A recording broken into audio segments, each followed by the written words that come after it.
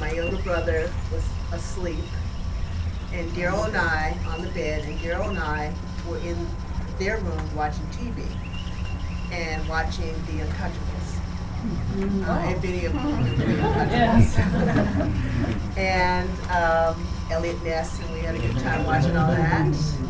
And then we heard the car going around, slowing. Car going around, slowing. And then later on, we heard the car come in, and we heard the pops. And Dad trained us on the difference between a backfire of a car and an actual gun.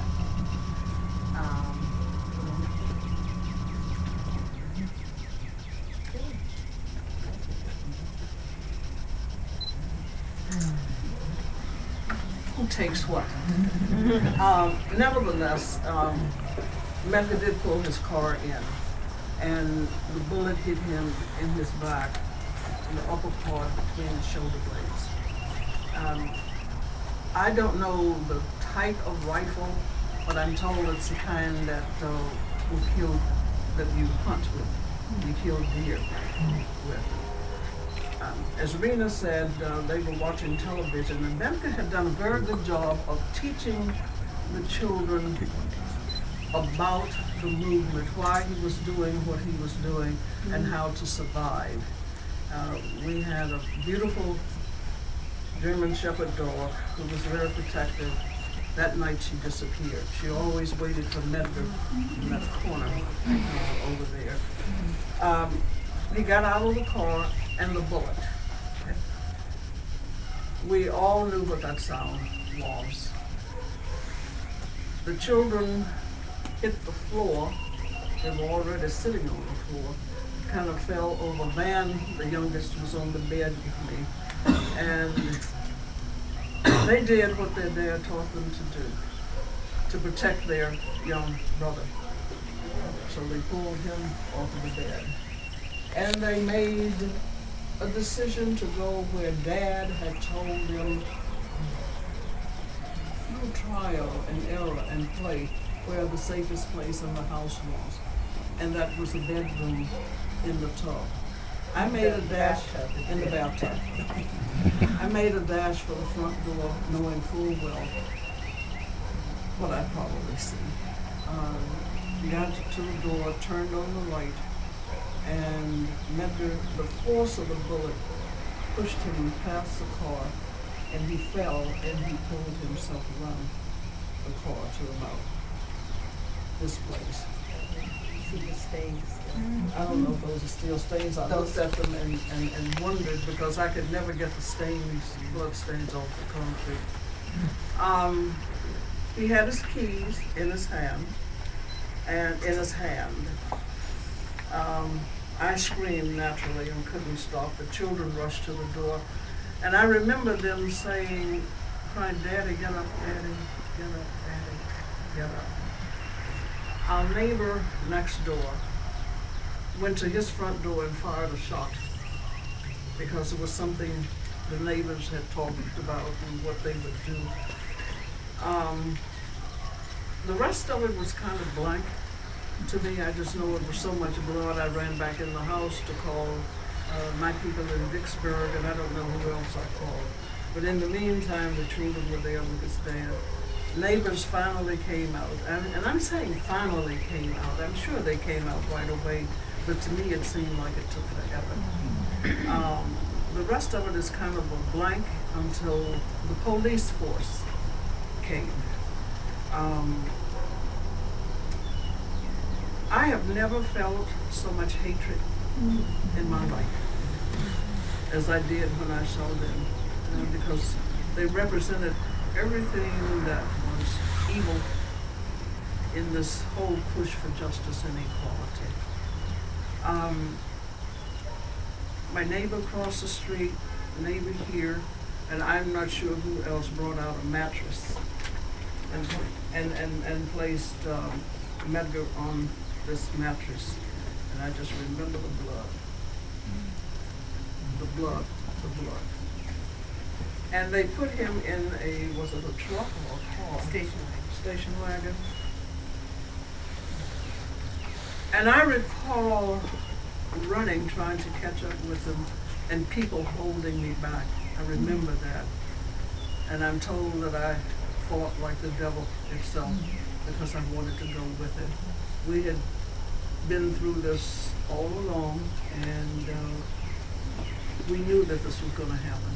And I wanted to be there when he took his last breath. That I was denied.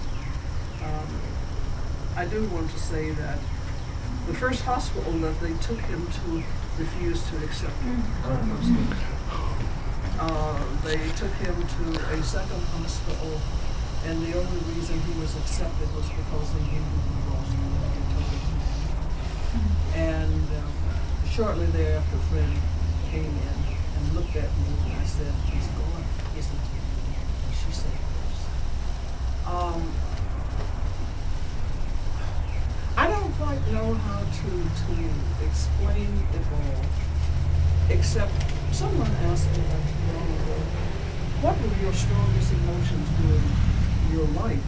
And I said, love. And there was a love for Medgar and the family and people in the movement. It didn't make any difference what color, but just who felt the need to restore humanness to our society. And I also said, the next feeling that emerged was hate. And I said, you actually hated people? And I said, you bet I did. And it was not just based on color. It was based on the colors. Those Caucasians who wanted to see Medgar dead, those of my own race who avoided him and who would not support him because they were frightened to death. And somewhere over the years, compassion and understanding has come in and taken over my life with the help of my children, because they really have been fantastic. And this daughter of mine said to me on one occasion, "Mom, you talk to those people like you hate them." A group of white women who had come to offer their condolences. And she added to that, and Daddy said, we should not hate. And all of these years, I've never forgotten that, and I thank her so much for that at 8.5 years old. Having that kind of wisdom. That's the scene here. And I recall those police, and I still can't block it out of my mind. And I fantasized for the longest time of being able to do something in secret that would pick them off one at a time. But you move on and you try to build on whatever happens in a positive way. I'm so sorry we can't go in the house, but Jillian, maybe we can go through that back and I can kind of point out. Okay, I wonder if you could tell us what houses where was the shot fired from? Over here. If you look at the back of the house, Yeah. go straight, that was all brush. Okay. They look like what was over there. Well, while we go. Sure, go ahead. I just want to add one thing so you'll kind of understand the context also of this report. During the time, my father not just trained us, he trained the whole family. And that night, Mom broke protocol and got up and ran. My brother and I had already done what my mom had said, but because she broke that, and we heard other shots, and if you look at the window here, the middle window, you'll see that there's other shots that came through the house. They were coming towards her. So we then ran out. Otherwise, we probably still would have been there for a while. And she was screaming, and then this